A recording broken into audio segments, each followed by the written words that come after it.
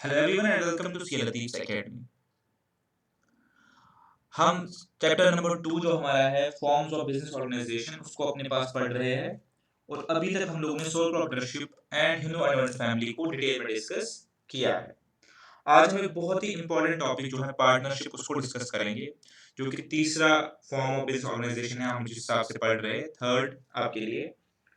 और मैंने आपको पहले ही इन्फॉर्म किया हुआ है कि ये चैप्टर जो है थ्योरेटिकल पॉइंट ऑफ व्यू से भी और प्रैक्टिकल पॉइंट ऑफ व्यू से भी आप लोगों के लिए बहुत ही ज़्यादा इंपॉर्टेंट है। तो इस पूरी वीडियो को आप बहुत ही ध्यान से स्टार्ट से लेकर एंड तक बिल्कुल अटेंशन और फोकस के साथ देखेंगे, और कोई भी डाउट्स हो तो बाद में जो मेरे साथ डिस्कस करेंगे और हम उस टाइम पे उनका रिप्लाई आपको दे देंगे। तो बहुत ही ध्यान से जो चीज़ें मैं आपको बताऊंगा वो आप पढ़ेंगे, ठीक है। मैं आपके लिए थोड़ा-सा इसको स्लाइड फॉर्म में ले आया हूँ और हम इसी के ज़रिए हम इसको समझने की कोशिश करेंगे। सबसे पहला क्वेश्चन जो मैंने रेज़ किया है, क्या partnership as a form of business की हमारे पास कोई लेजिस्लेटिव रिकॉग्निशन है? लेजिस्लेटिव रिकॉग्निशन का क्या मतलब होता है कि जो लॉ ऑफ लैंड है, जो हमारे पास एस्टेब्लिश्ड लॉ है, क्या एस्टेब्लिश्ड लॉ में कोई ऐसा एक्ट, कोई ऐसा लॉ है जो डील करता है इस फॉर्म ऑफ बिज़नेस के साथ? तो इसका आंसर है यस। हमारे पास जो एक्ट है, एक्ट आप ऐसे समझिए, मैंने आपको बताया हुआ इससे पहले भी कि कोई भी लॉ जब पास करना होता है, जब उसको लागू करना होता है, तो उसको पार्लियामेंट में एज अ बिल ले आते हैं। वो बिल जब डिस्कशन के बाद लोअर हाउस, अपर हाउस और फिर प्रेसिडेंशियल उसको मिल जाता है एसेंट, उसके बाद वो एक्ट या कानून बन जाता है। एक पर्टिकुलर इंडिया में क्या है, कानून बन जाता है। तो पार्टनरशिप को डील करने के लिए जो एक्ट इंडिया में है वो है इंडियन पार्टनरशिप एक्ट 1932, ठीक है। इस चीज को आप याद रखेंगे अच्छे से।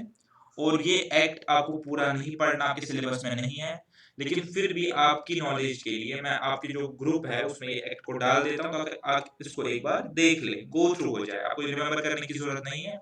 बस एक बार देख लें कि एक्ट कैसे होता है, उसमें कैसे कैसे प्रोविजन होते हैं। जो भी हम बातें अभी आगे करेंगे वो इसी एक्ट में लिखी हुई है। आगे जो भी हम आज डिस्कशन करेंगे वो पूरा इंडियन पार्टनरशिप एक्ट में ही लिखा हुआ है। तो पहला पॉइंट आप याद रखेंगे, पहला पॉइंट आप समझेंगे कि हमारे पास कोई लेजिस्लेटिव रिकॉग्निशन है पार्टनरशिप की, तो आंसर रहेगा yes.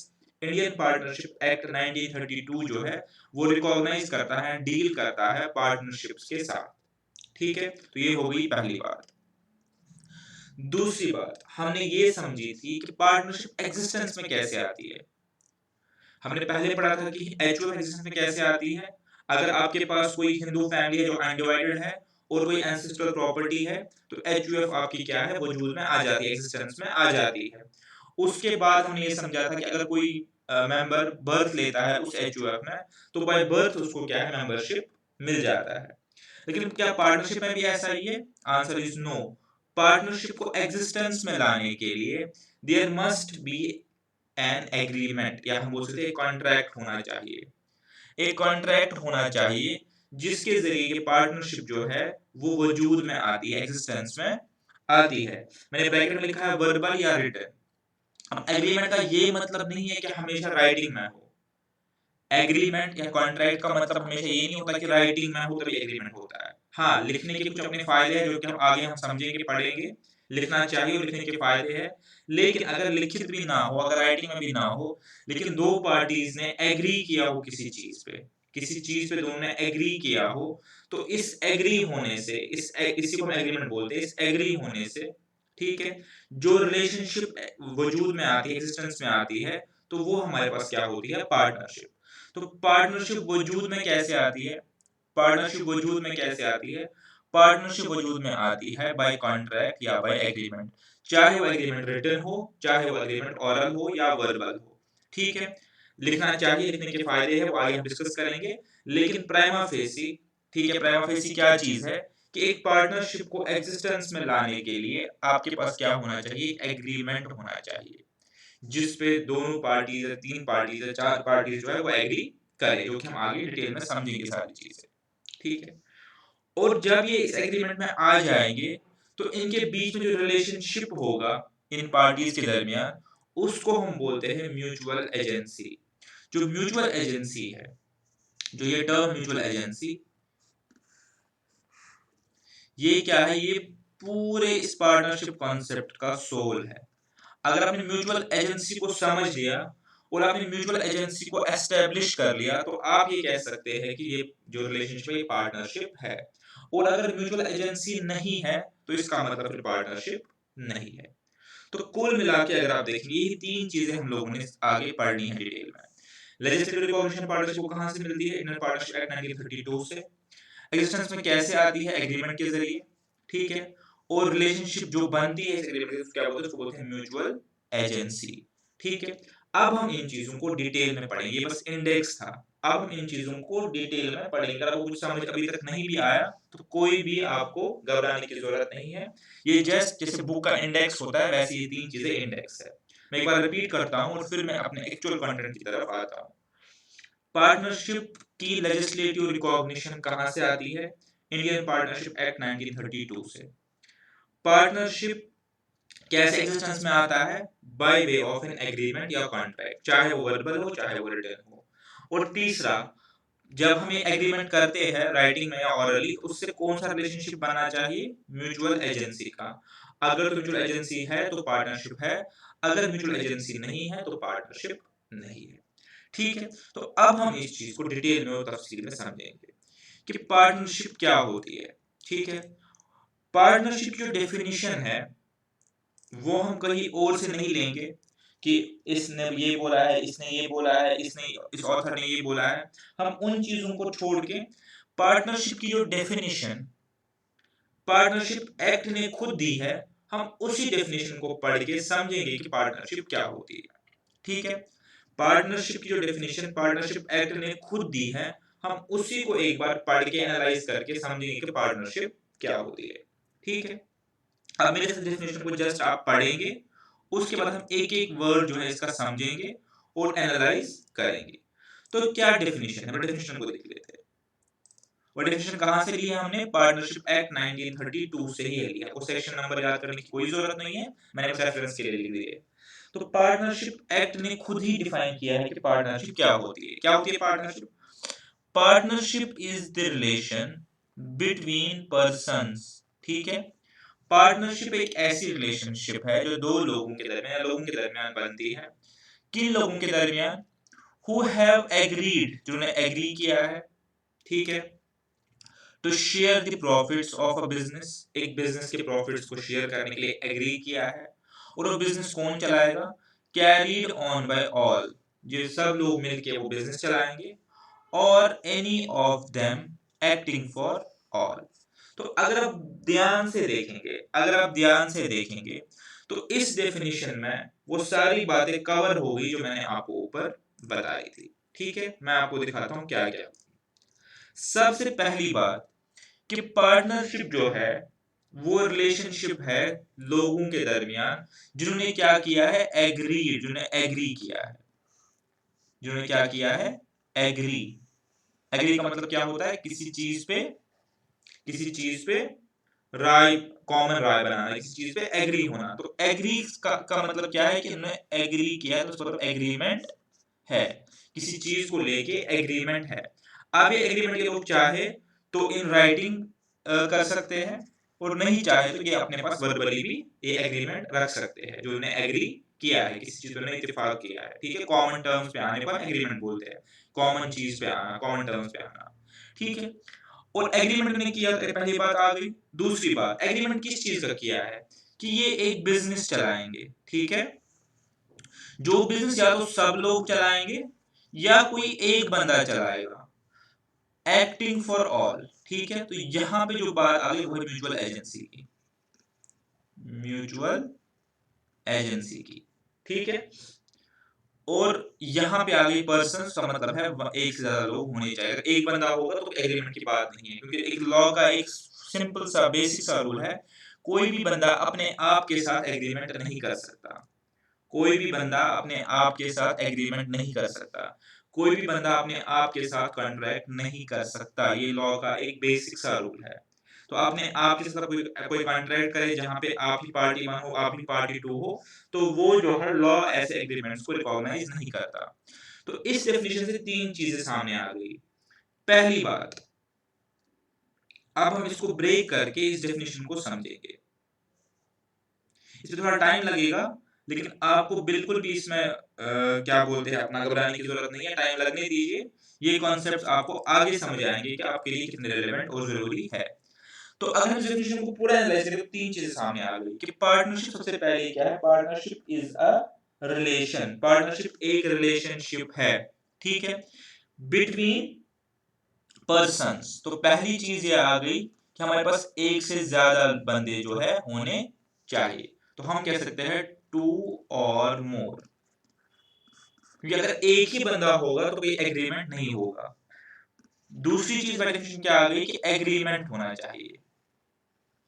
They must agree on something. Agree का मतलब क्या होता है, कॉमन टर्म्स पे आना, ठीक है। और तीसरी बात क्या इनको एग्री करना है कि ये कोई बिजनेस जो है वो मिलके चलाएंगे, ये कोई बिजनेस जो है वो मिलके चलाएंगे, ठीक है, ये कोई बिजनेस जो है वो मिलके चलाएंगे और उस बिजनेस के प्रॉफिट्स को जो है वो शेयर करेंगे आपस में। अब आपको पता है अगर प्रॉफिट शेयर लॉसेस भी शेयर करेंगे, ये बड़ा ऑब्वियस है, प्रॉफिट्स को शेयर करेंगे। और ये बिजनेस कौन चलाएगा, या तो ये सब मिलके चलाएंगे, या तो ये सब मिलके चलाएंगे, या और इनमें से कोई एक चलाएगा जो सबके बिहाफ पे एक्ट करेगा, ठीक है। तो हम इस चीज को ऐसे समझेंगे कि अगर तीन लोग मैं यहां पे लूं इसी एग्जांपल में, ए बी और सी, और ए बी और सी ने अब एग्री किया कि हम एक बिजनेस चलाएंगे, हम एक शॉप खोलेंगे, एक रिटेल शॉप खोलेंगे, ठीक है, हम एक रिटेल शॉप खोलेंगे गारमेंट्स की। तो ए बी और सी तीन लोग हो गए, रिलेशनशिप बिटवीन पर्संस। क्या इन्होंने क्या एग्री किया कि हम एक शॉप खोलेंगे, तो एक बिजनेस करेंगे जहां पे हम क्या बेचेंगे, गारमेंट्स बेचेंगे, ठीक है। अब या तो ये बिजनेस तीनों मिलके चलाएंगे, तीनों लोग बिजनेस मिलके चलाएंगे, या तीनों में से कोई एक चलाएगा, सपोज मिस्टर ए चलाएगा, लेकिन वो एक्ट करेगा, उसके जो वो जो काम करेगा वो सबके बिहाफ पे करेगा। Business will be run by all, या एनी वन, कोई भी एक, या एनी ऑफ देम, या कोई दो, या कोई तीन, या हो सकता है बी और सी बैठे के काम करे, ठीक है, लेकिन ये जो करेंगे ये सबके बिहाफ पे करेंगे। तो अगर हम इस डेफिनेशन को प्रॉपर्ली समझेंगे तो हम पार्टनरशिप को जो है वो एनालाइज कर पाएंगे। तो कुल मिला के तीन ही चीजें हैं जो आपको देखनी है कि पार्टनरशिप है या नहीं। सबसे पहली बात जो है कि जो है 1+ लोग होने चाहिए, मतलब 2 और मोर देन 2। दूसरी बात जो है कि एग्रीमेंट होना चाहिए, और थर्ड एंड लास्ट बात है एजेंसी रिलेशनशिप होनी चाहिए। जिसका मतलब क्या मतलब होता है कि या तो सब लोग मिलके काम करेंगे, या कोई एक बंदा या दो बंदे काम करेंगे, लेकिन जो भी वो काम करेंगे वो सबके बिहाफ पे करेंगे, he would act for all, ठीक है। तो कुल मिला के अगर ये तीन टेस्ट पास हो जाते हैं तो आप एक रिलेशनशिप को पार्टनरशिप कह सकते हैं। म्यूचुअल एजेंसी पे हम और डिटेल में आगे आएंगे, तो मैंने अलग से आगे स्लाइड बनाई हुई है, लेकिन अभी के लिए इतना सफिशिएंट है, ठीक है। चलिए तो एक बार इसको रीड करते हैं कि partnership the relation between persons who have agreed to share the profits of business. इसी डेफिनेशन में सब कुछ है। कैरीड ऑन बाय ऑल, या तो सब चलाएंगे, या इनमें से कोई चलाएगा जो सबके बिहाफ पे एक्ट करेगा, ठीक है। अब जो लोग जो ये एग्रीमेंट कर रहे हैं, जो ये पार्टनरशिप के लिए एग्रीमेंट कर रहे हैं, इनको हम इंडिविजुअली क्या बोलते हैं, पार्टनर्स। तो हमारे एग्जांपल में ए पार्टनर है, बी पार्टनर है, सी पार्टनर है, इंडिविजुअली को हम पार्टनर्स बोलते हैं, और इकट्ठे इनको क्या नाम देते हैं, फर्म, या पार्टनरशिप फर्म, या सिंपली फर्म बोल सकते हैं। और जिस नाम के तहत ये बिजनेस करेंगे, ये सारी बात एक्ट में लिखी गई है, जिस नाम के तहत ये बिजनेस करेंगे उसको हम बोलते हैं फर्म नेम, ठीक है। अब ए का नाम ए है, बी का बी है, सी का सी है, लेकिन जब इनको बिजनेस करना होगा तो अपने बिजनेस को कोई नाम दे सकते हैं। सपोज ये नाम देंगे ए बी सी एंड को, ठीक है, A B C and associates, या कुछ भी और नाम, जरूरी नहीं कि ए बी सी, कुछ भी और नाम जो मिलता जुलता नहीं हो, तो ये कोई नाम देंगे अपने बिजनेस को, तो इस नाम को हम बोलेंगे फर्म नेम, जिस नाम के अंडर ये बिजनेस करेंगे। तो जो लोग एग्रीमेंट करेंगे उनको हम क्या बोलेंगे, पार्टनर्स। इनको कलेक्टिवली इकट्ठे क्या बोलेंगे, फर्म। और इस जिस नाम के तहत ये बिजनेस करेंगे उसको क्या बोलेंगे, फर्म नेम, जिस नाम के तहत ये लोग बिजनेस करेंगे, ठीक है, तो सिंपल सी बात आपको समझ में आ गई कि एक से ज्यादा लोग अगर एग्रीमेंट कर रहे हैं कि हम इकट्ठे बिजनेस करेंगे, हम इकट्ठे बिजनेस करेंगे और उस बिजनेस के प्रॉफिट्स और लॉसेस शेयर करेंगे, और बिजनेस कोई एक बंदा चलाएगा या एक से ज्यादा बंदे चलाएंगे या सब मिलके चलाएंगे, और अगर सब चलाएंगे तो ठीक है, लेकिन अगर कोई एक चलाएगा तो बाकी सबके बिहाफ पे जो है वो एक्ट करेगा, ठीक है, जो कि हम आगे समझेंगे। तो हम ऐसे रिलेशनशिप को बोलते हैं पार्टनरशिप, और इनको हम इंडिविजुअली बोलते हैं पार्टनर्स, और कलेक्टिवली इनको हम इकट्ठे बोलते हैं फर्म, और जिस नाम के तहत ये बिजनेस करते हैं उनको उसको हम बोलते हैं फर्म नेम। ठीक है, तो ये हमने डेफिनेशन इसको है जो है वो समझे। ठीक है, अब जो हमने बताया था म्यूचुअल एजेंसी, अब हम उसको समझेंगे डिटेल में, तभी हम आगे बढ़ पाएंगे।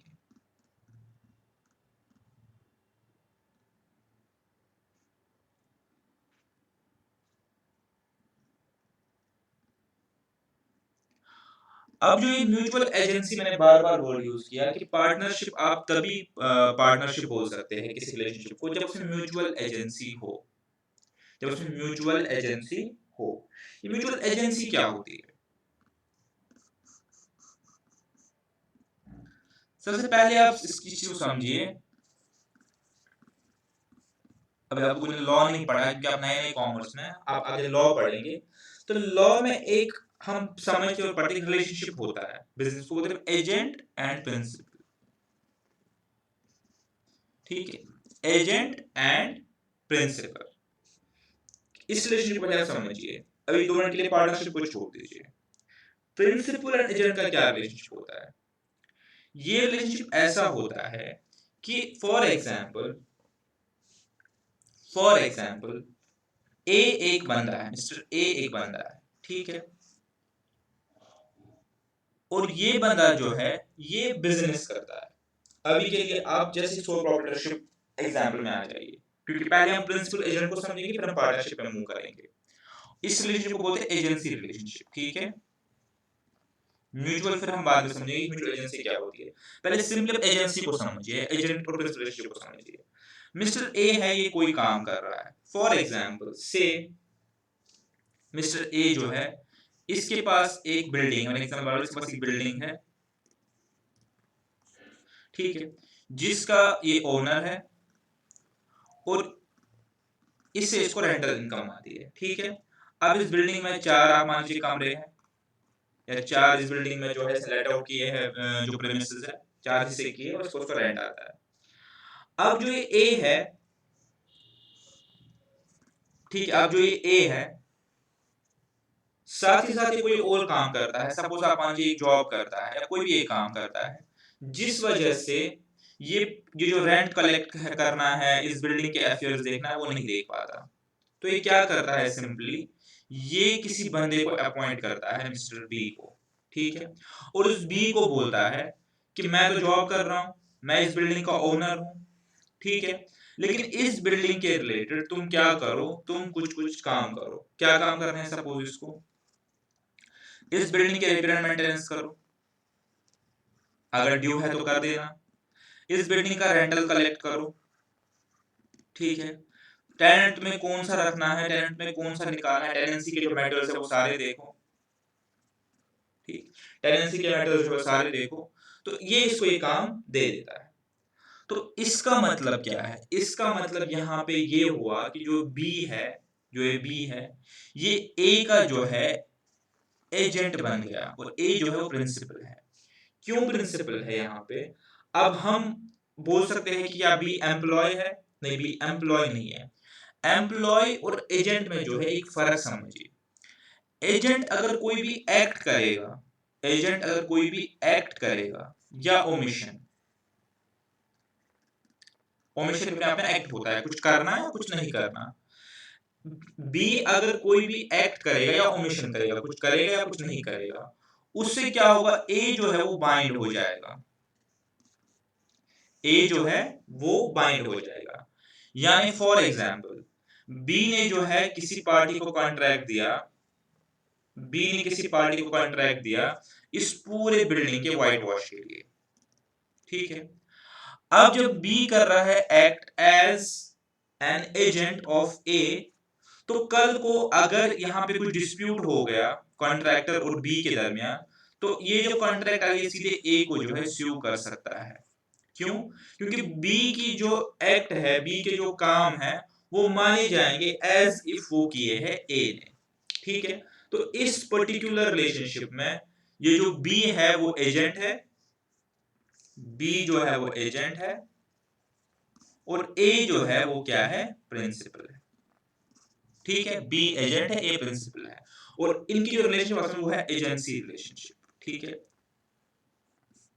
वो दूसरी बात है कि ए बी को सैलरी दे रहा है, रेंट से कमीशन दे रहा है, या कुछ भी नहीं दे रहा है, वो पॉइंट मेरा अभी यहाँ पे नहीं है कि बी को ए क्या सैलरी दे रहा है, बी को क्या ए कोई रेंट से कमीशन दे रहा है, या बी ए का रिश्तेदार है वो उसको कुछ भी नहीं दे रहा है, वो ऐसे अपनी मर्जी से काम कर रहा है। मेरा अभी वो फोकस नहीं है।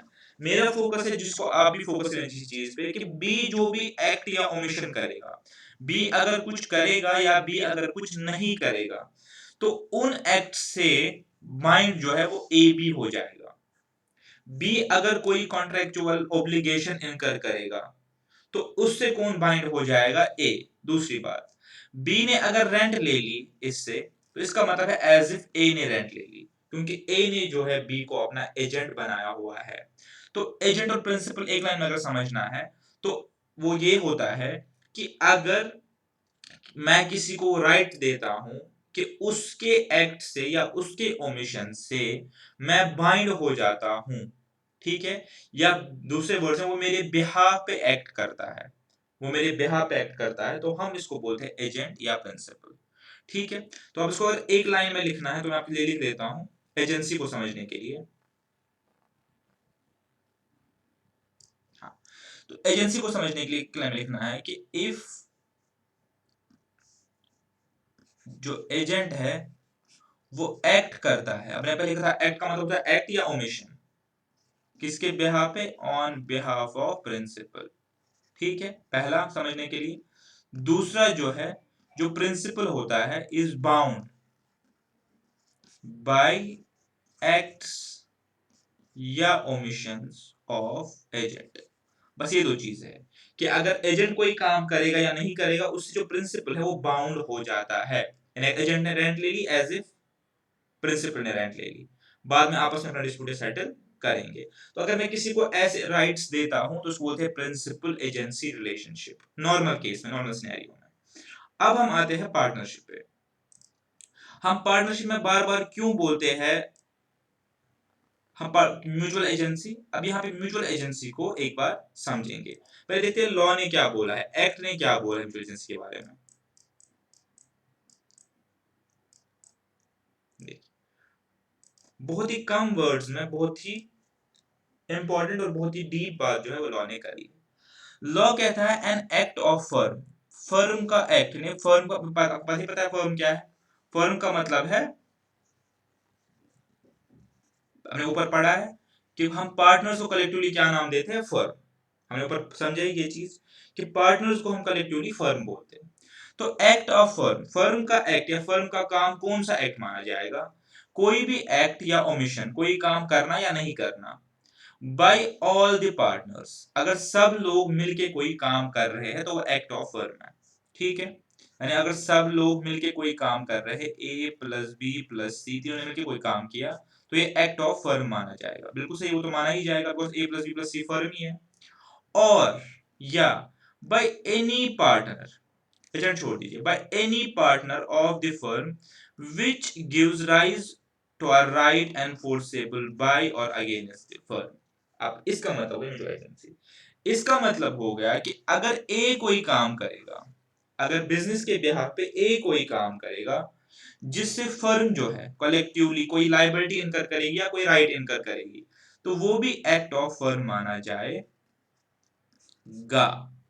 ठीक है, तो इसीलिए हम बोलते हैं एजेंसी और म्यूचुअल एजेंसी। ठीक है, अब इसको समझिए। यानी अगर पार्टनर कोई काम करेगा, अगर पार्टनर कोई काम करेगा, तो पार्टनर जो है वो एक्ट करेगा यहाँ पे एजेंट ऑफ फर्म, यानी पार्टनर के एक्ट से या ओमिशन से फर्म जो है वो बाउंड हो जाएगी। अब फर्म बार बार नहीं बताऊंगा, फर्म को पता है, पार्टनर्स करेक्टली जो हम फर्म बोलते हैं। एंड अगर फर्म कोई काम करेगी, फर्म ने कोई डिसीजन लिया, उससे बाउंड कौन हो जाएगा? पार्टनर। तो इसीलिए हम कहते हैं कि हमारे पास जो होता है वो होती है म्यूचुअल एजेंसी। इसका मतलब ये है कि पार्टनर जो है वो फर्म का एजेंट है और फर्म जो है वो पार्टनर की एजेंट मानी जाएगी। इसीलिए पार्टनरशिप में अगर कोई भी एक्ट या ओमिशन एक पार्टनर करता है, उससे सब पार्टनर जो है वो बाउंड हो जाते हैं, बिकॉज पार्टनर जो है वो फर्म का जो है एजेंट होता है एंड सिमिलरली फर्म जो है वो पार्टनर की एजेंट होती है। तो इसलिए हम इस रिलेशन को बोलते हैं म्यूचुअल एजेंसी। ठीक है, सॉरी। आई होप कि आप लोगों ने म्यूचुअल एजेंसी जो है वो अच्छे से समझ ली होगी। तो इसी म्यूचुअल एजेंसी को जो है पार्टनरशिप एक्ट ने ऑलरेडी बताया हुआ है कि एक्ट ऑफ फर्म या तो अगर सारे इकट्ठे करेंगे या अगर कोई एक बंदा भी करेगा तो उससे सब लोग जो है वो बाउंड हो जाएंगे। तो अब म्यूचुअल एजेंसी जो है वो समझ आ गई होगी। अब एक और क्वेश्चन जो है वो अराइज होता है, एक और क्वेश्चन जो है वो अराइज होता है कि क्या जो पार्टनरशिप फर्म है इसकी सेपरेट लीगल एंटिटी है या नहीं।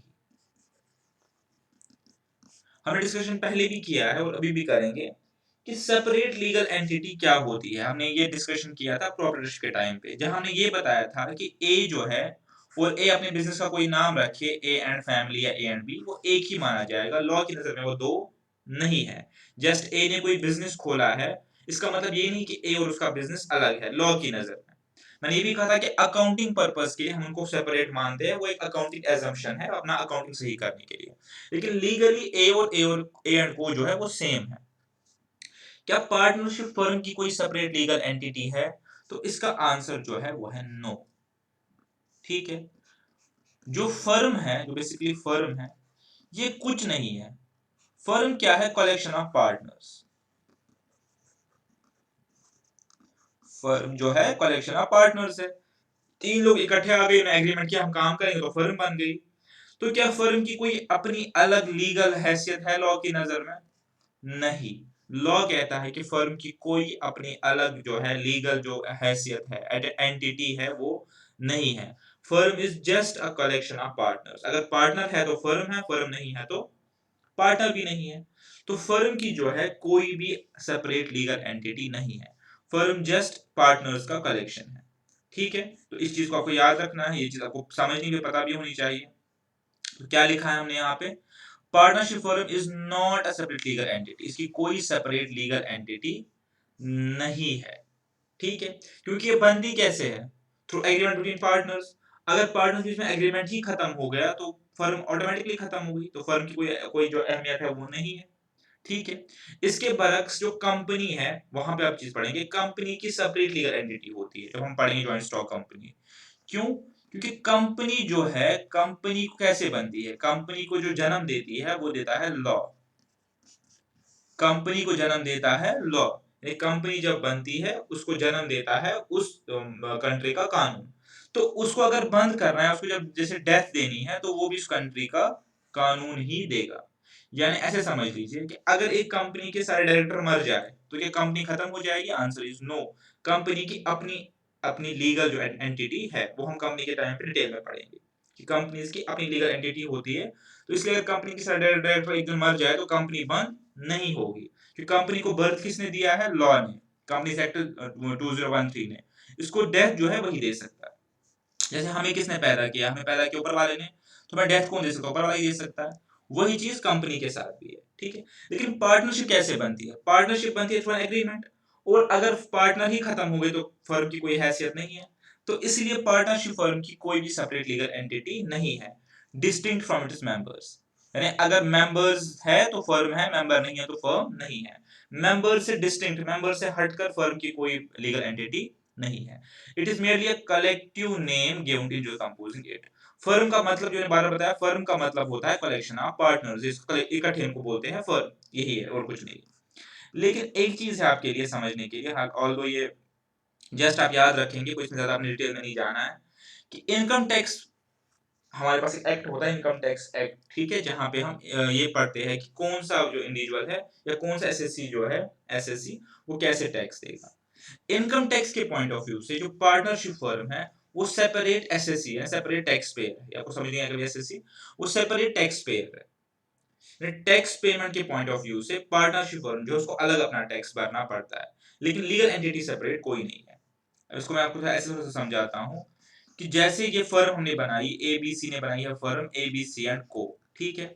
अब एबीसी एंड को अपना बनाएगा प्रॉफिट एंड लॉस, अपना प्रॉफिट निकालेगा, इसको टैक्स जो है अलग भरना है एबीसी एंड को, और ए बी और सी जो है वो अपना अपना टैक्स जो है वो अलग भरेंगे, बस इतना सा है इनकम टैक्स की नजर में।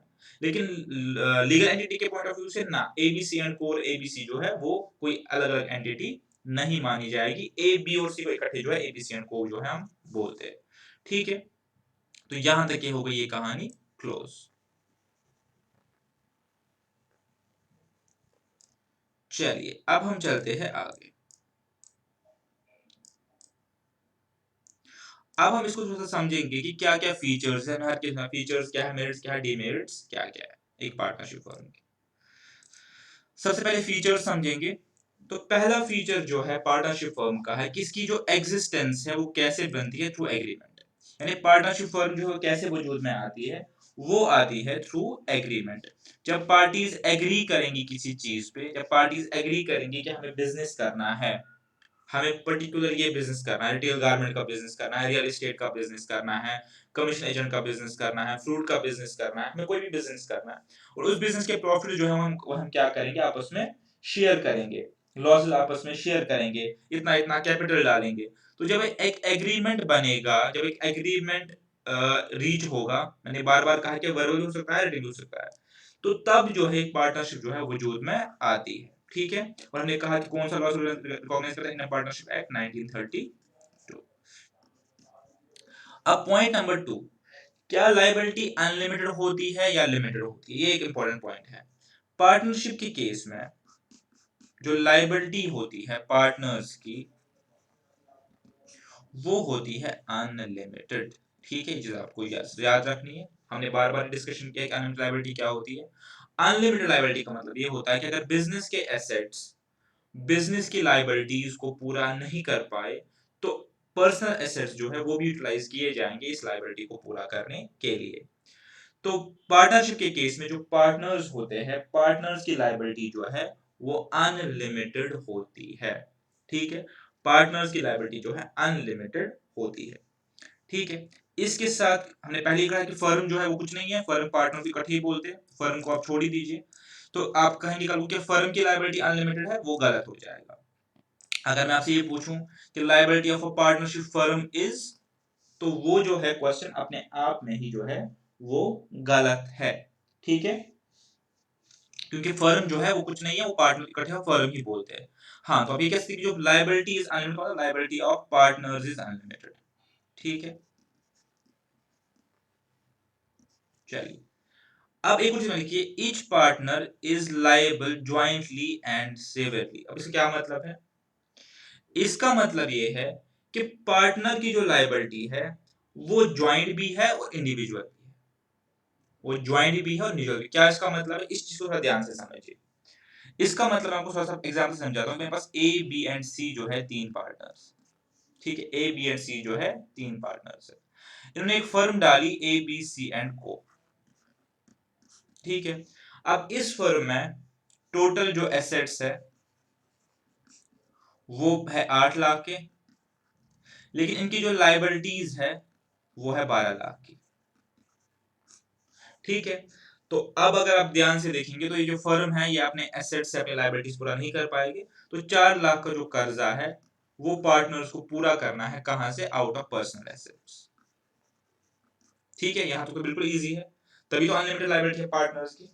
8 लाख के एसेट्स बिक जाएंगे, उससे 8 लाख का लोन आप दे देंगे, लेकिन जो 4 लाख का कर्जा है वो कहां से आएगा, वो पार्टनर्स को पूरा करना है अपने पर्सनल एसेट्स से, तभी तो हम कहेंगे अनलिमिटेड लायबिलिटी है।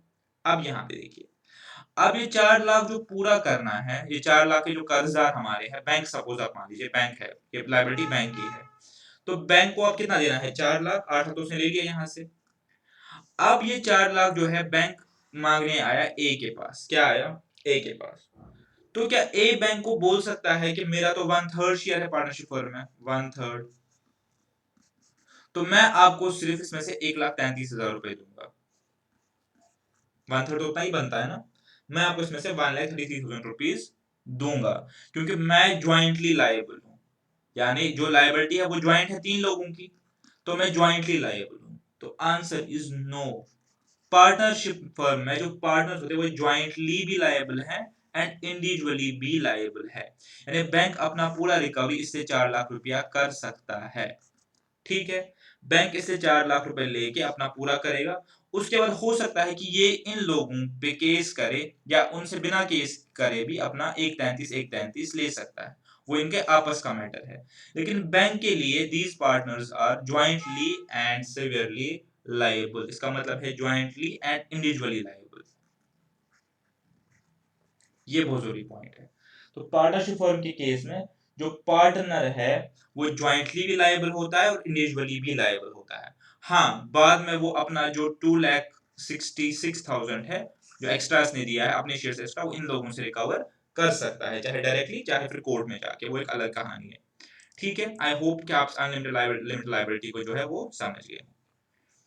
और फीचर क्या है? और सिंपल सा फीचर है कि जब पार्टनरशिप आप करेंगे तो आप रिवॉर्ड में भी पार्टनर बनेंगे, रिस्क में भी पार्टनर बन ही जाएंगे। ठीक है, तो आप रिवॉर्ड्स को भी शेयर करेंगे, रिस्क को भी आपस में शेयर करेंगे। एक और फीचर क्या है कि आपका जो डिसीजन मेकिंग है वो ज्वाइंट है। आपने कोई डिसीजन लेना है बिजनेस रिलेटेड तो आप ज्वाइंटली लेंगे, बिजनेस कंट्रोल जो है वो ज्वाइंट रहेगा। लेकिन आप डे टू डे मैटर्स को जो है वो डेलीगेट कर सकते हैं किसी को।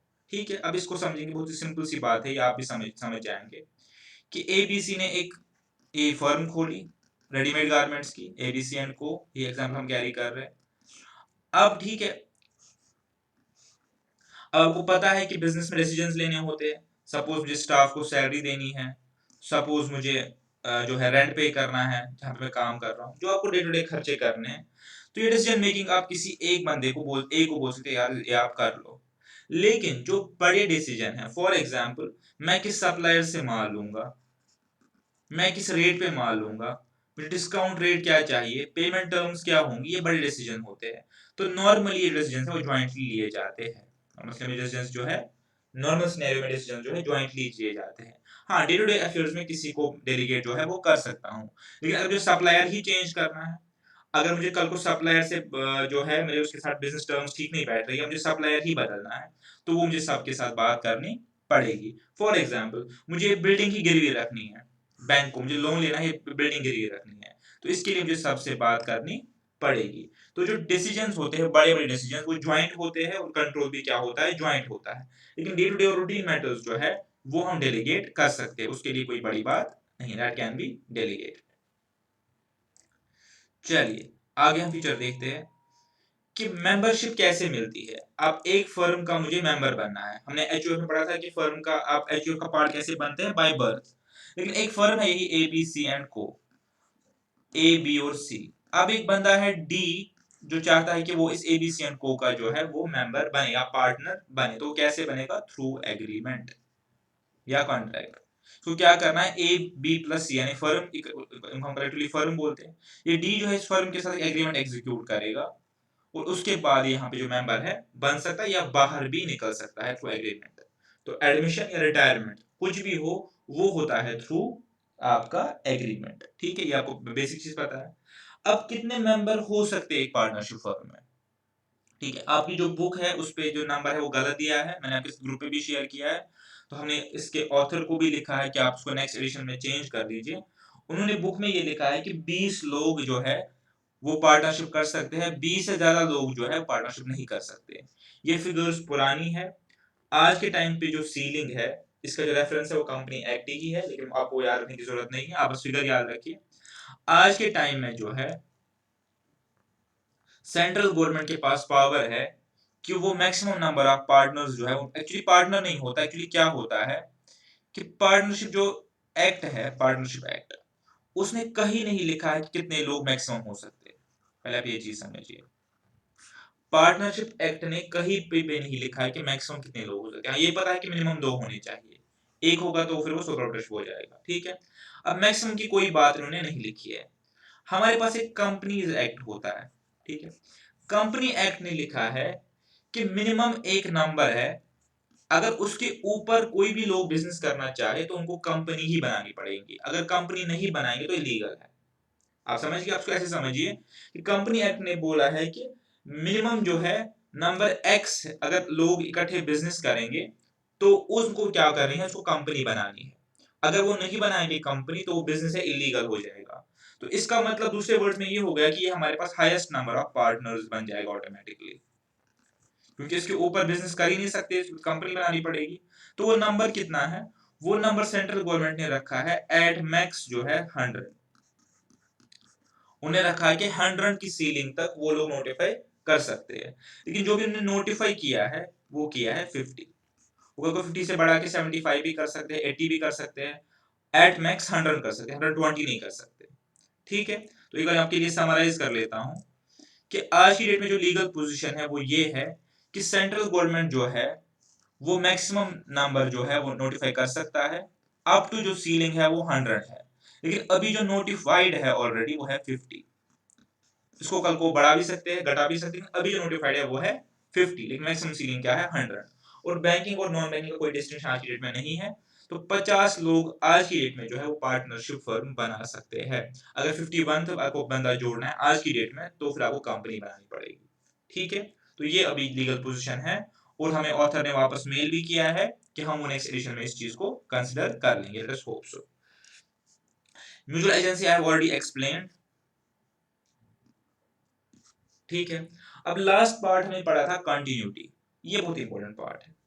जो हमारे पास पार्टनरशिप एक्ट है, एक्ट ये कहता है, पार्टनरशिप एक्ट जो है वो ये कहता है हमारे पास कि अगर किसी की डेथ हो गई, किसी की डेथ, पार्टनर की डेथ हो गई, या कोई पार्टनर इंसॉल्वेंट हो गया या इनसेन हो गया, तीन चीजें हैं, या तो मर गया या उसका जो मेंटल स्टेट है वो ठीक नहीं है, तीसरा वो इंसॉल्वेंट का क्या मतलब होता है कि वो दिवालिया हो गया, उसकी जो एसेट्स है वो लायबिलिटी से कम है, तो अपना कर्जा नहीं उतार पा रहा है और वो दिवालिया हो। और इंसॉल्वेंट का मतलब एक और तरीका होता है कि उसको कोर्ट इंसॉल्वेंट डिक्लेयर करे। ऐसे खुद ही कोई बोलेगा कि मैं इंसॉल्वेंट हूं, ऐसे इंसॉल्वेंट नहीं होता, अगर कोर्ट आपको इंसॉल्वेंट डिक्लेयर करे। ठीक है, तो इस केस में जो है फर्म जो है वो ऑटोमेटिकली बंद हो जाएगी, क्लोज हो जाएगी।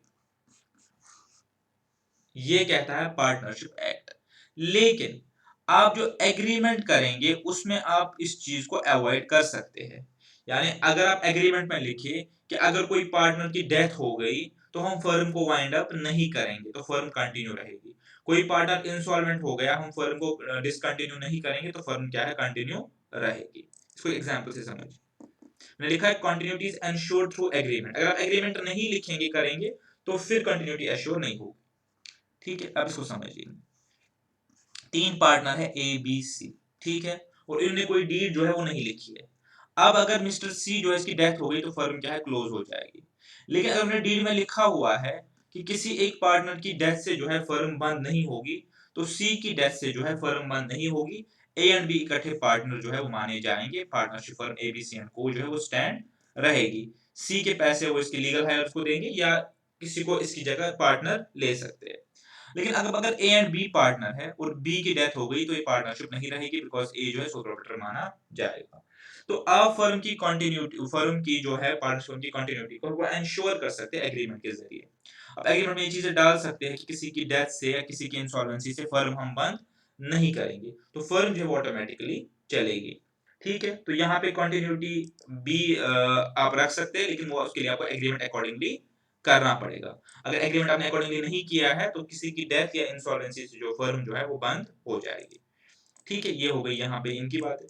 अब हम पढ़ते हैं मेरिट्स और डीमेरिट्स। वो तो सारा आप फीचर से ही निकाल सकते हैं। फर्म को स्टार्ट करना और बंद करना बहुत ही आसान है। क्यों? स्टार्ट करने के लिए क्या करना है, एक स्टैम्प पेपर ले आना है, उस पर एग्रीमेंट लिखना है, उसको रजिस्ट्रेशन करवा लो, आपकी फर्म बन गई।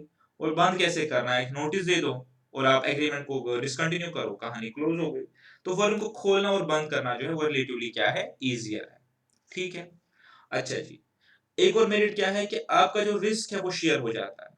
सपोज एक कोई बड़ा प्रोजेक्ट है और आप डर रहे हो कि मैं अकेले बिजनेस नहीं करूंगा बिकॉज में रिस्क बहुत ज्यादा है, लेकिन पार्टनरशिप के जरिए आप क्या कर सकते हो, रिस्क को क्या है, शेयर कर सकते हो। ठीक है, तो इससे क्या होता है कि रिस्क शेयरिंग होती है। अगर 3 या 4 या 5 लोग या 10 लोग इकट्ठे बिजनेस करेंगे तो रिस्क जो है वो 10 लोगों में क्या होगा, डिवाइड होगा। तो रिस्क टेकिंग कैपेबिलिटी जो है वो क्या है, बढ़ जाती है। एक सोल प्रोप्राइटर जो है अपनी पूरी जिंदगी की जमा पूंजी एक बिजनेस में नहीं डाल सकता, जबकि अगर 10 लोगों को सेम काम के लिए बोला जाए तो वो कर सकते हैं। तो रिस्क शेयरिंग कैपेसिटी जो है वो बढ़ जाती है। बहुत सिंपल है, ये आप बेसिक खुद ही समझ जाएंगे कि अगर एक बंदे को बोलेंगे कि यार 1 करोड़ रुपया लग रहा है एक बिजनेस स्टार्ट करना है, तो 1 करोड़ नहीं लगाएगा। अब अगर 5 लोगों को बोलेंगे कि चलो 1 करोड़ लग रहा है बिजनेस स्टार्ट करना, तो 20-20 लाख वो लोग लगा सकते हैं, अगर 20 लाख डूब भी जाएंगे तभी उनके पास कुछ ना कुछ बचेगा। लेकिन जो एक इंडिविजुअल बंदा है वो ज्यादा कैपिटल इन्वेस्ट नहीं कर सकता। तो जो रिस्क शेयरिंग है वो आपकी पार्टनरशिप में रहती है।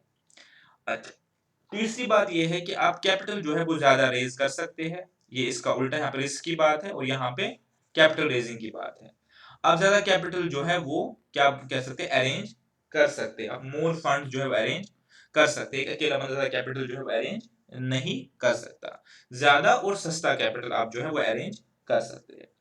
एक और फायदा पार्टनरशिप में ये है कि आपकी decision making balance and democratic होती है। हमने एचओएफ में क्या पढ़ा था कि फाइनल डिसीजन जो है वो हमेशा कौन लेता है, कर्ता लेता है। तो वहां पे डिसीजन मेकिंग जो है डेमोक्रेटिक नहीं होती। लेकिन पार्टनरशिप फर्म में क्या होता है, जो फाइनल डिसीजन मेकिंग है वो कलेक्टिव होती है, अपार्ट फ्रॉम इट मैटर्स। तो इसलिए जो डिसीजंस होते हैं वो मोर और लेस क्या होते हैं, बैलेंस्ड और डेमोक्रेटिक होते हैं। सीक्रेसी, जो पार्टनरशिप फर्म है इसको अपना बैलेंस शीट या अपने फाइनेंशियल स्टेटमेंट्स या अपना बिजनेस का जो अपना बिजनेस की फाइनेंशियल पोजीशन है वो डिस्क्लोज नहीं करनी होती। एज पर लॉ इसको अपने बिजनेस की जो फाइनेंशियल पोजीशन है वो डिस्क्लोज नहीं करनी। तो इसके ट्रेड से कितना कमा रहा है, क्या कमा रहा है, वो मोस्टली क्या रहता है, सीक्रेट रहता है। ठीक है, तो इसीलिए क्या होता है, इसके जो ट्रेड सीक्रेट्स होते हैं वो क्या होते हैं, वो सीक्रेट ही रहते हैं। इनको कोई अपना बैलेंस शीट पब्लिश नहीं करना होता। लेकिन जो बड़ी कंपनियां होती है उनको अपना बैलेंस शीट जो है वो पब्लिश करना होता है। इसलिए इनके कॉम्पिटिटर्स और बाकी लोग जो है उनको इनके बिजनेस के बारे में पता नहीं चलता। अगर आपने देखा होगा जो बड़ी सपोज रिलायंस बड़ी कंपनी है, टाटा बड़ी कंपनी है, तो उनको अपना बैलेंस शीट जो है वो क्या करना पड़ता है, किसी न्यूज़पेपर में या किसी मैगजीन में जो है या ऑनलाइन नेट पे पब्लिश करना पड़ता है पब्लिक के लिए। क्यों? क्योंकि पब्लिक का पैसा उन कंपनीज में लगा हुआ है in form of share holders. Partnership firm में ऐसा कुछ नहीं है, तो इनके जो सीक्रेट्स होते हैं वो इनके पास सीक्रेट ही रहते हैं। ठीक है, तो अब हम देखते हैं इसके लिमिटेशन, वो भी यही से निकलेंगे। सबसे पहली और बड़ी लिमिटेशन है कि लायबिलिटी अनलिमिटेड है, मैंने एक्सप्लेन ऑलरेडी कर दिया, लायबिलिटी अनलिमिटेड है। दूसरा, रिसोर्सेज तभी लिमिटेड है। लिमिटेड क्यों है?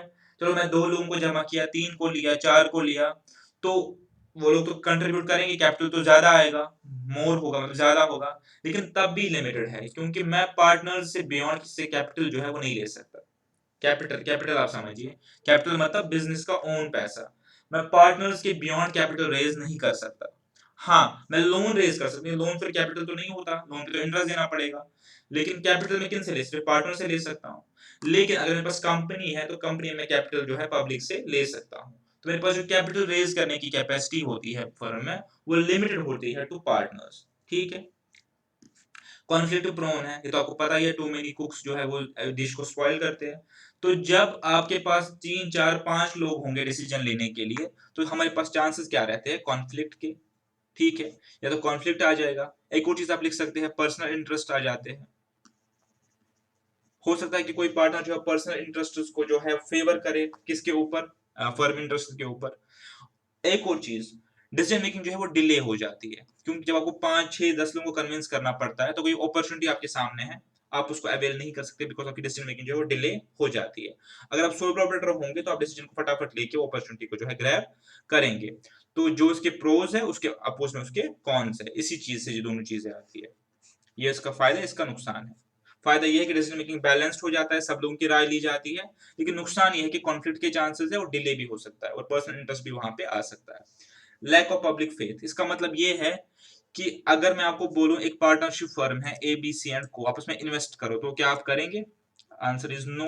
रीजन बीइंग कि आपको पता नहीं है इस फर्म में क्या हो रहा है क्या नहीं, जो सिक्रेसी है तो पता नहीं इस फर्म में क्या हो रहा है क्या नहीं हो रहा। अब यही मैं आपको बोलूं कि आप रिलायंस में इन्वेस्ट करो, टाटा में इन्वेस्ट करो, ठीक है, तो आप थोड़ा सा इस टाइम पे फेथ दिखाएंगे। क्यों? क्योंकि ये पब्लिक कंपनी से उनका डेटा जो है पब्लिकली अवेलेबल है।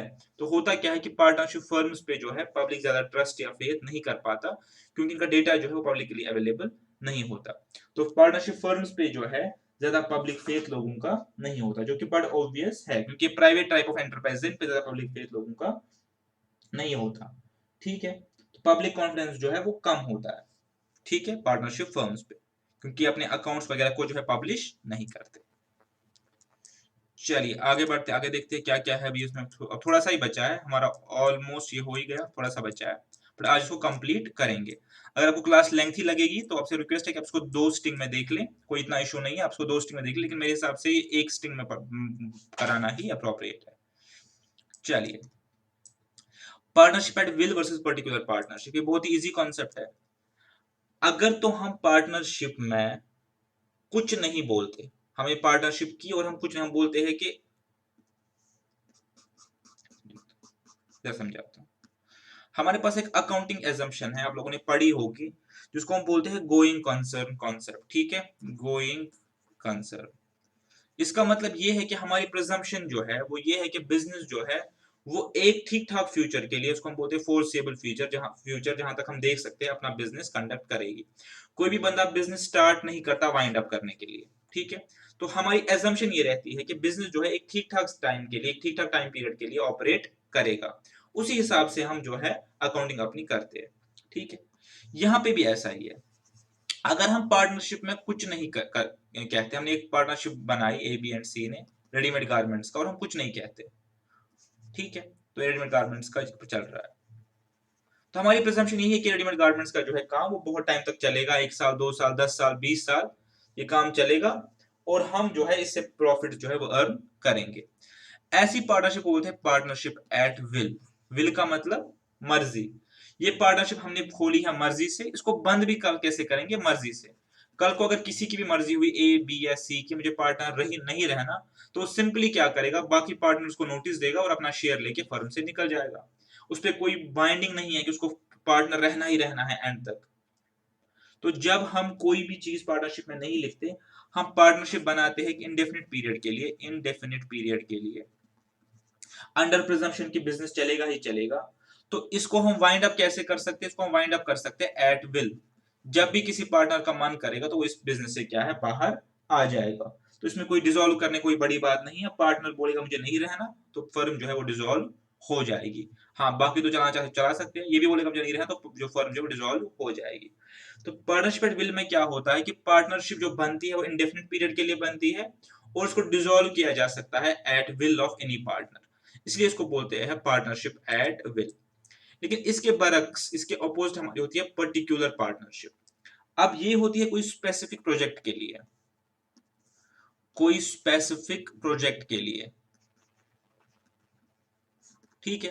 वो प्रोजेक्ट खत्म हो जाता है, पार्टनरशिप ऑटोमेटिकली खत्म हो जाती है, बिकॉज वो पर्टिकुलरली इसीलिए इकट्ठे आते हैं कि वो प्रोजेक्ट को जो है पूरा कर सके। सपोज अब मैं एग्जांपल देता हूं कि एक रोड कंस्ट्रक्शन का प्रोजेक्ट मिल गया। अब प्रोजेक्ट बड़ा है तो कंपनी को लगता है मैं इसको अकेले पूरा नहीं कर पाऊंगा, मिस्टर ए को मिल गया, उसको लगता है मैं अकेले पूरा नहीं कर, उसने क्या किया, बी और सी को इकट्ठे ले लिया।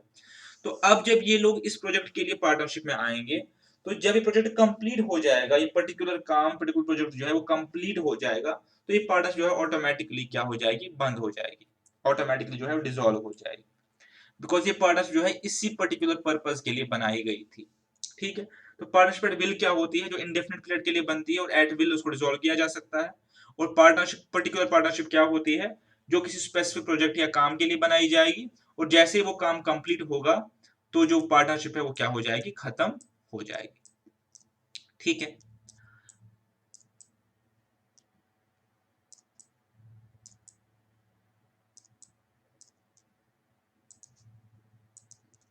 चलिए, ये हो गया। अब हमारे पास नेक्स्ट जो है वो है टाइप्स ऑफ पार्टनर।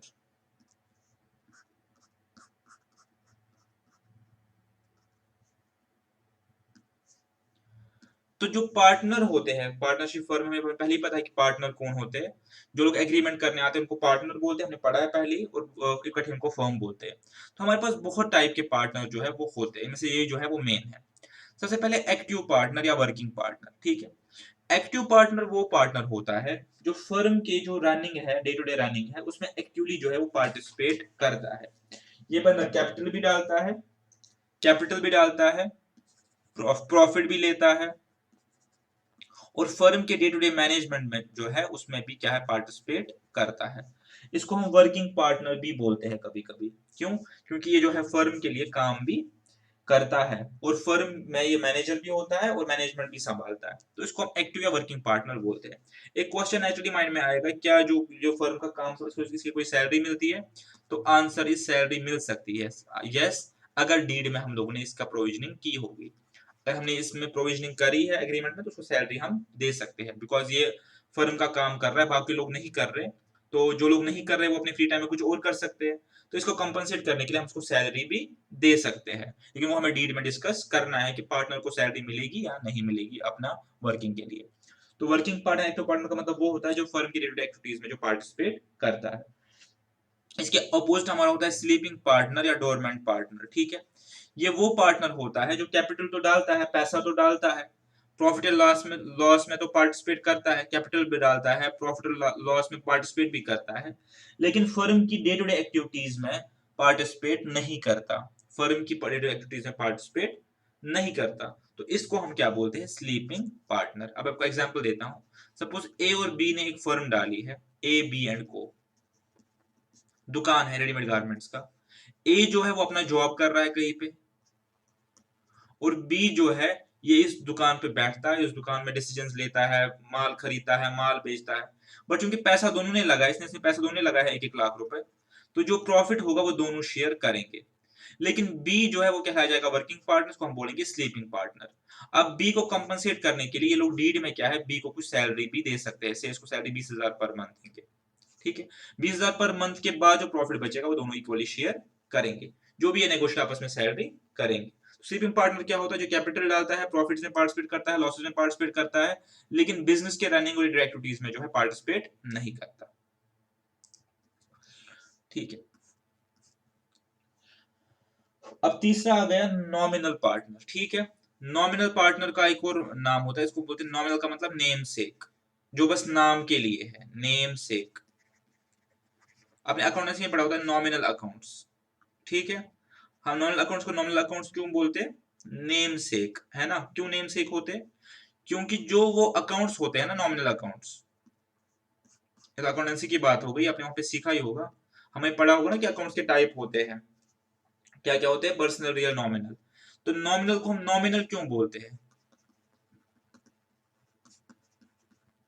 नेम सेक, आप ये आगे सीखेंगे। इसलिए बोलते हैं कि नॉमिनल अकाउंट्स जो है फाइनली वो कहीं रिफ्लेक्ट नहीं होते। जो पर्सनल और रियल अकाउंट्स हमारे होते हैं वो फाइनली हमारे बैलेंस शीट का पार्ट बनते हैं, यानी फाइनल फाइनल जो पूरा जो अपना अकाउंटिंग साइकिल जब वो कंप्लीट करेंगे, जर्नल से लेकर बैलेंस शीट तक, वो पर्सनल अकाउंट्स जो है वो अपनी एग्जिस्टेंस को नहीं खोते। मेरे पास एक बिल्डिंग अकाउंट है, सपोज मैं आज बिल्डिंग खरीद ली, तो आपको पता है कि जब मैं बिल्डिंग खरीदूंगा तो क्या हम एंट्री करते हैं, building account debit to bank या कैश, मेरे पास बिल्डिंग आती है, एसेट बनता है मेरे पास। अभी बिल्डिंग अकाउंट जो है ये लास्ट तक मेरे बैलेंस शीट में रहेगा, ये कहीं जाएगा नहीं। लेकिन अगर मैंने कोई खर्चा किया है, रेंट या कुछ और किया है, तो ये अकाउंट जो है फाइनली क्लोज हो जाएगा। ठीक है, कहाँ कैसे क्लोज हो जाएगा, ये फाइनली हम इसको डालते हैं पी एंड एल अकाउंट में। तो फाइनली क्या होता है, अपनी एग्जिस्टेंस को खो देता है, ये रेंट, ये सैलरी, ये सब खर्चों खर्चों के अकाउंट जो होते हैं या कोई इनकम के अकाउंट होते हैं, फाइनली इनकी एग्जिस्टेंस नहीं बचती, तो अपनी एग्जिस्टेंस फाइनली खो देते हैं। इसलिए उनको हम बोलते हैं नॉमिनल अकाउंट। तो जब आप बैलेंस शीट देखेंगे तो वहां पे ये अकाउंट्स नहीं दिखते, वहां पे रेंट वेंट नहीं दिखता, वहां पे बस क्या दिखते हैं, पर्सनल और रियल अकाउंट दिखते हैं। ठीक है, तो नॉमिनल का मतलब नेम सेक, इसलिए मैं बता रहा था आपको। तो नॉमिनल पार्टनर क्या होता है, नॉमिनल पार्टनर वो पार्टनर होता है जिसने बस अपना नाम लैंड किया होता है फर्म को, ना उसने कोई कैपिटल डाला होता है, ना उसको प्रॉफिट से कोई मतलब होता है, ना उसको कुछ और मतलब होता है। उसकी बस कोई क्रेडिबिलिटी होती है मार्केट में, उसकी मार्केट में क्रेडिबिलिटी होती है, तो वो क्या करता है, अपना नाम जो है लैंड करता है फर्म को।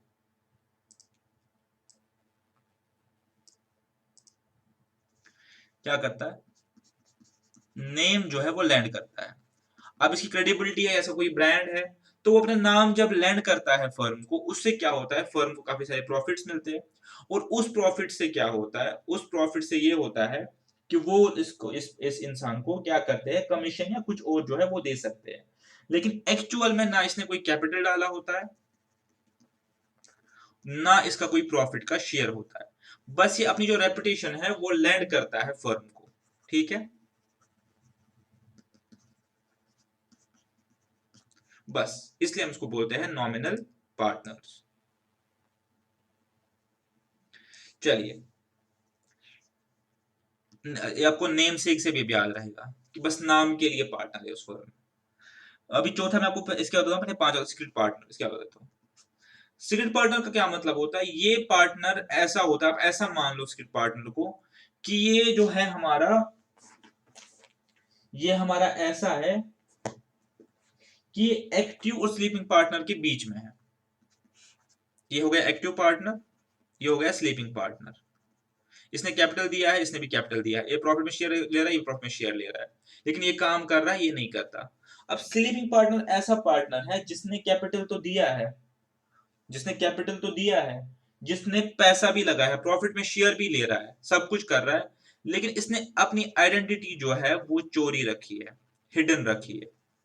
किससे? पब्लिक से।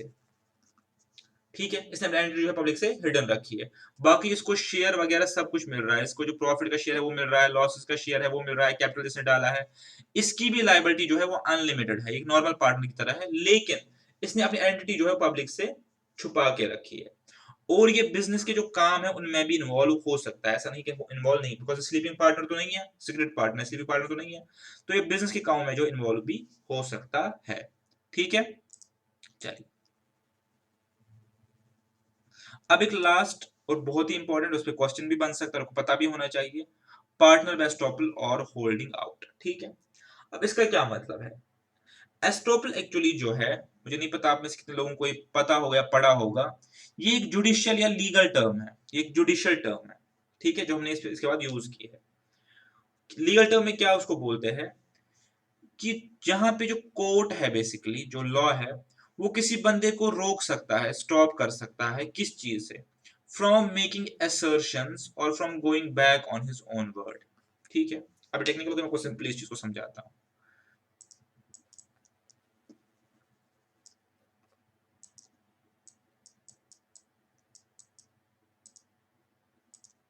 For example, A B and C जो है पार्टनर्स एक फर्म के, ए बी सी एंड को के। ठीक है, ठीक है, पॉइंट टेकन। अब इन्होंने वही एक मैंने कहा रिटेल गारमेंट की शॉप खोली। ठीक है, अब एक डी है जो हमेशा इस शॉप पे बैठा होता है, एक डी है वो हमेशा इसी शॉप पे बैठा होता है। जब भी कोई क्रेडिटर आता है, कोई लेंडर आता है, कोई बैंक आता है, तो वो हमेशा इसको इसी शॉप पे बैठ के देखता है। ठीक है, हो गई पहली बात। तो जब आप एक बंदे को एक शॉप पे हमेशा बैठ के देखोगे तो आपकी प्रिजम्पशन ये होगी कि ये किसी न किसी तरीके से इस बिजनेस के साथ क्या है, रिलेटेड है। ठीक है, हो गई पहली बात। दूसरी बात, ये या तो कुछ कर रहा है, या तो एक्ट कर रहा है, या ओमिट कर रहा है। बहुत ध्यान से समझेंगे, या तो एक्ट कर रहा है या ओमिट कर रहा है, कुछ ऐसा कर रहा है, कुछ ऐसा नहीं कर रहा है, जिससे हमें ये इंप्रेशन मिलता है कि ये पार्टनर है। बहुत ध्यान से समझेंगे, या तो ये कुछ कर रहा है जिससे हमें ये लग रहा है कि ये पार्टनर है, या कुछ ऐसा नहीं कर रहा है जिससे हमें ये लगे कि ये पार्टनर नहीं है। अब मैं वो समझाता हूं, मैं आपको समझाता हूं कैसे, दोनों चीजें। फॉर एग्जाम्पल, बैंक वाला इसके पास आया लोन देने के लिए, इस एबीसी एंड को के पास, फर्म के पास। अब डी वही बैठा है, तो बैंक वाला इस एबीसी एंड कंपनी को कह रहा है कि आपको मैं लोन दूंगा 50 लाख रुपए 12% इंटरेस्ट पे, तो क्या आप ये लोन चुकाओगे टाइमली या नहीं चुकाओगे? ठीक है, एक एग्रीमेंट करना है। तो डी वहां पे बोलता है, डी वहां पे प्रिटेंड कर ऐसे ऐसे बिहेव करता है कि हाँ ये तो चुका देंगे, तो हमेशा चुका रहे। तो यहाँ पे डी ने क्या किया, एक एक्ट किया, डी ने कुछ काम किया। उसने क्या काम किया? उसने वर्बली गारंटी दे दी किसको? बैंक को, कि हाँ ये पैसा दे देंगे। तो बैंक क्या है, बैंक इस इंप्रेशन में है कि डी इन लोगों का पार्टनर है, ऑल्दो डी पार्टनर तो नहीं है, पार्टनर तो ए बी एंड सी है। तो ये हो गया एक्ट। ठीक है, अब ओमिशन का क्या मतलब है कि सपोज बैंक ने डी से इंक्वायर किया कि फर्म की क्या फाइनेंशियल कंडीशन है, फर्म की क्या फाइनेंशियल स्ट्रेंथ है। अब डी चूंकि हमेशा वही शॉप पे ही बैठा होता है, तो इसने जो फाइनेंशियल कंडीशन है बिजनेस की वो गलत बताई, बहुत अच्छा बिजनेस चल रहा है, ग्राहक तो रोज आते रहते, जब कुछ बिजनेस है नहीं। तो ऐसे केस में हम डी को बोलते हैं पार्टनर बाय एस्टॉपल और होल्डिंग आउट। क्यों? क्योंकि पहले इसने कुछ ऐसे एक्ट किया है, इसने ऐसे बिहेव किया है, इसने ऐसे एक्ट किया है या बिहेव किया है कि सब लोग जो है वो मानेंगे कि इस बिजनेस का जो है वो पार्टनर है। बाद में ये अपनी पोजीशन से नहीं मुकर सकता, मैं तो पार्टनर ही नहीं था। तो एस्टॉपल का क्या मतलब होता है कि कोर्ट किसी बंदे को अपनी प्रीवियस पोजीशन से हटने नहीं देता। तो इसीलिए अगर कोई भी बंदा ऐसे प्रिज्यूम, ऐसे बिहेव कर रहा है, ऐसे बिहेव कर रहा है, ऐसे एक्ट कर रहा है, अपने वर्ड से, अपने एक्ट से, अपनी बातों से या अपने पोजीशन से ऐसे पोज कर रहा है कि हम उसको किसी फर्म का जो है पार्टनर समझ रहे हैं, और उस पार्टनर समझने के बेसिस पे हम उस फर्म में इन्वेस्ट कर रहे हैं, पैसा लगा रहे हैं, उसके साथ लेन देन कर रहे हैं, तो वो बंदा जो है क्या माना जाएगा, पार्टनर बाय एस्टॉपल और होल्डिंग आउट। चाहे वो पार्टनर है या नहीं है, कल को लेकिन उसकी एक्ट की वजह से किसी बंदे ने पैसा लगाया है या कुछ नुकसान हुआ है, तो वो भी उस टाइम पे उस नुकसान में जो है वो आ जाए। ठीक है, आई होप आप ये समझ गए कि कोई भी बंदा ऐसे एक्ट कर रहा है या ऐसे बिहेव कर रहा है जिससे हम ये मान के चले कि इस फर्म का जो है पार्टनर है। ठीक है, तो ये हो गया पार्टनर बाय एस्टॉपल या होल्डिंग आउट। चलिए, हो गया पूरा। तो अब एक लास्ट पार्ट है, इसको हम कंप्लीट करते हैं। आप चाहे तो 2 स्टिंग में जो है वो उसको देख लीजिएगा, बिकॉज कल जो है कोई क्लास नहीं आएगी, परसों क्लास आएगी। Partnership deed. अब ये पार्टनरशिप डीड क्या होती है? हमने आपको बार बार क्या कहा कि जो फर्म है वो बनती है एग्रीमेंट के जरिए। ठीक है, एग्रीमेंट के जरिए। अब इस एग्रीमेंट को अगर हम राइटिंग में ले आए, इसको हम लिखे, रिटन बनाए, तो इस इंस्ट्रूमेंट को हम बोलते हैं पार्टनरशिप डीड। पार्टनरशिप डीड कुछ नहीं होता, एक इंस्ट्रूमेंट होता है which carries contract between partners, जिसमें ये लिखा जाता है कि पार्टनर्स के बीच में क्या क्या बातें तय हुई है। ठीक है, ये आपका स्टैम्प पेपर पे बनता है और इस पे सारी बातें लिखी जाती है। तो अगर सिंपली आपको पूछा जाए कि पार्टनरशिप डीड क्या होती है, तो partnership deed is a contract या एग्रीमेंट विच कंटेन्स, क्या, which contains the agreement between the partners। ठीक है, पार्टनर्स के बीच में जो एग्रीमेंट है उसको हम लिखते हैं पार्टनरशिप डीड में। ठीक है, अब इस डीड में जो है ये क्यों बनाते हैं, ताकि जो भी हमने डिस्कशन एग्रीमेंट किया है आपस में वो ब्लैक एंड व्हाइट में आ जाए, राइटिंग में आ जाए। इसमें क्या क्या लिखना होता है, इसमें क्या क्या होते हैं कंटेंट्स? इसमें कंटेंट जो होते हैं वो ये सबसे पहले होता है कि कौन कौन बंदा जो एग्रीमेंट करेंगे, नेम ऑफ पार्टनर्स। सबसे पहले पार्टनरों का नाम, कौन कौन बंदा जो है, ए बी, ए कहाँ रहता है, बी कहाँ रहता है, सी कहाँ रहता है, इनके नाम। दूसरा, फर्म का नाम, इस फर्म को ये क्या नाम रखेंगे। तीसरा, इनको क्या बिजनेस करना है, किस बिजनेस के लिए ये एग्रीमेंट कर रहे हैं वो भी रखना है। चौथा, बिजनेस का रजिस्टर्ड ऑफिस कहाँ होगा, इसके ब्रांच कहाँ होंगी वो भी इसमें लिखेंगे। पांचवा, कौन कितना कैपिटल लाएगा।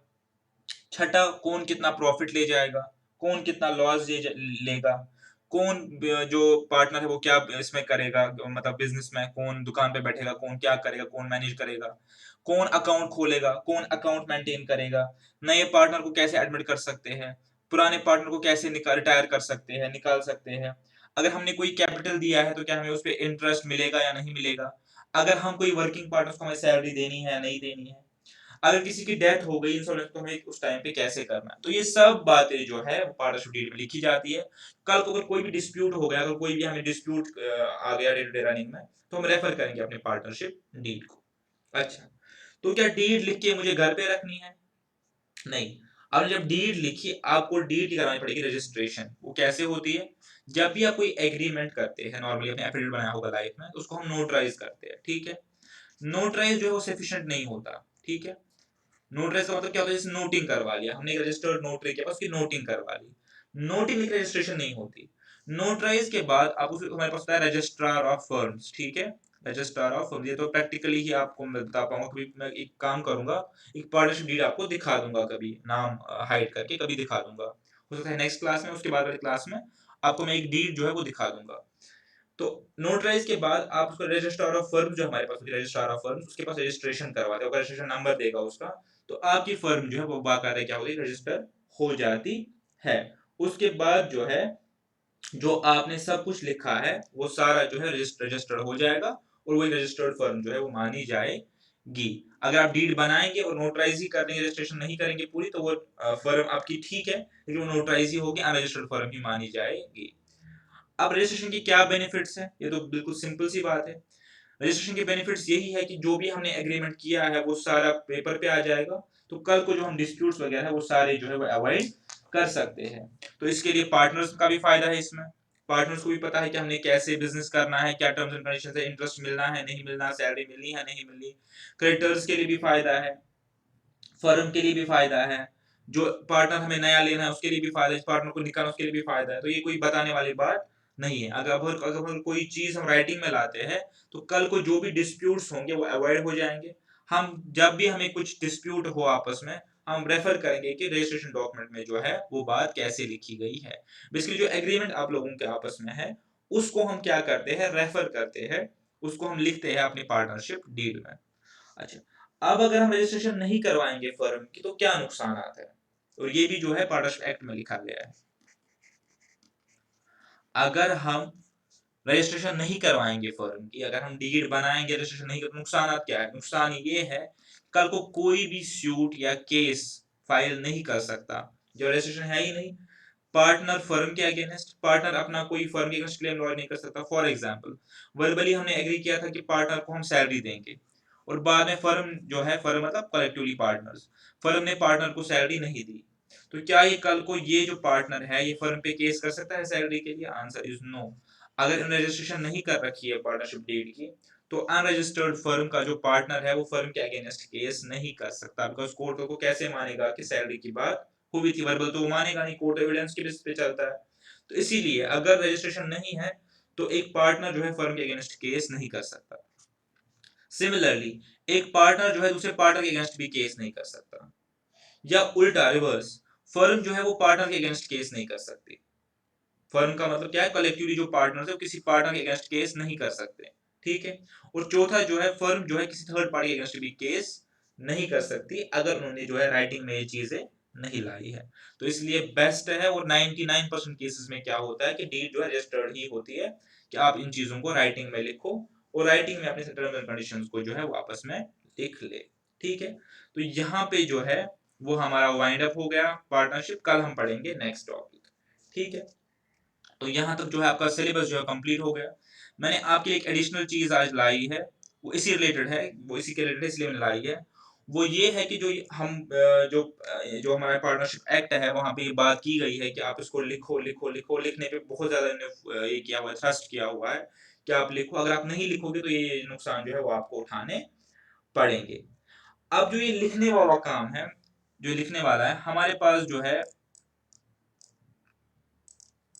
आपका जो यहाँ पे करिकुलम होता है, हम यहाँ तक तो कंप्लीट हो गया जो पार्ट था।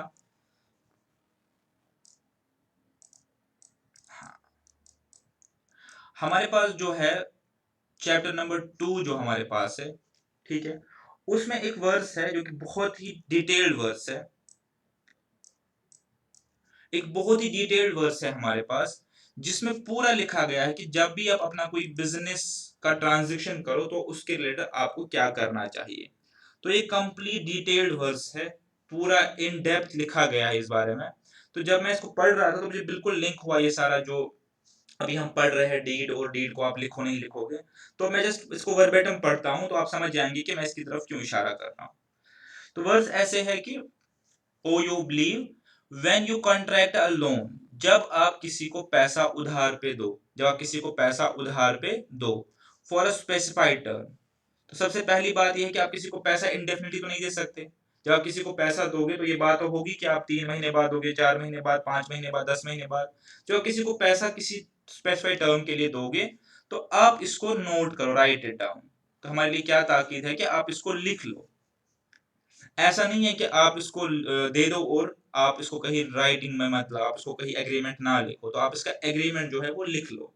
अक्सर क्या होता है जब हम किसी को बोलते हैं कि यार मैं तुम्हें पैसे दिए, एग्रीमेंट करते हैं, लिखते हैं, तो वो बोलता है वापस, क्या बोलता है जवाब में, सीना पर भरोसा है, यानी तुम्हें मुझ पे भरोसा ही नहीं है। पॉइंट ये है कि अगर उस बंदे का इंटेंशन नहीं है खाने का तो वो कभी भी लिखने से मना नहीं करेगा। जिस बंदे के माइंड में ये है कि मुझे नहीं देना, वही लिखने से आनाकानी करेगा। जिसको पता है मुझे चुकाना है उसको लिखने से कोई फर्क, लिखने ना लिखने से कोई फर्क नहीं पड़ना है। तो हमारे लिए लिखा कि जब भी आप किसी को लोन दो या जब आप किसी को के साथ कोई कॉन्ट्रैक्ट करो किसी पैसे का, कोई स्पेसिफाइड टर्म के लिए, तो आप इसको लिख लो। और लिखने वाले को भी ये बोला गया है कि आप इसको ऑनेस्टली लिखो, ठीक है। ऐसा ना हो कि आप इसमें कुछ हेरा फेरी करो, ऑनेस्टली लिखो, ठीक है। और जिसको लिखने की ताकत है, जिसको लिखना आता है, वो रिफ्यूज नहीं करे। उसको बोला गया लिख दो तो लिखने के लिए रिफ्यूज ना करे, वो इस एग्रीमेंट को लिख दे, ठीक है। और जिसने डेट इनकर किया है वो डिक्टेट करे, यानी एग्रीमेंट में क्या टर्म्स एंड कंडीशंस डालनी है। जिसने ये डेट इनकर किया है, जिसने ये कर्जा लिया है, वो बोले कि क्या क्या टर्म्स एंड कंडीशंस में जो है वो हमें लिखनी है, और लिखते टाइम भी वो खुदा का खौफ करे, उसमें कोई कमी पेशी ना करे, यानी वही लिखे जो एग्रीमेंट है, एग्रीमेंट में कोई चीज ऐसी उल्टी सीधी ना लिखे। लेकिन कभी ये होता है कि जो डेटर है वो उसका माइंड ठीक नहीं है या वीक है, या वो खुद नहीं लिख पाएगा, तो अपने लिए किसी स्क्राइब को चूज करे, अपने लिए किसी एजेंट को, किसी लिखने वाले, किसी गार्डियन को लिखे, जो उसके बाद ये एग्रीमेंट जो है वो लिखेगा। ठीक है, तो अब मैं आपको ये फोकस करना चाहता हूँ कि कितना डिटेल में इस बात पे, कितना डिटेल में एक एक वर्ड लिखा गया है कि कैसे आपको एग्रीमेंट जो है वो लिखना चाहिए। ठीक है, और इसके बाद लिखा कि पहले तो आपने लिख लिया, आपने पैसा दिया, उस पैसे टर्न के आपने लिख लिया, उसके बाद लिखा कि इसके बाद विटनेस भी रखो। उसके बाद आप मेल या फीमेल जो है वो विटनेस भी उसके बाद वहां पे रखो।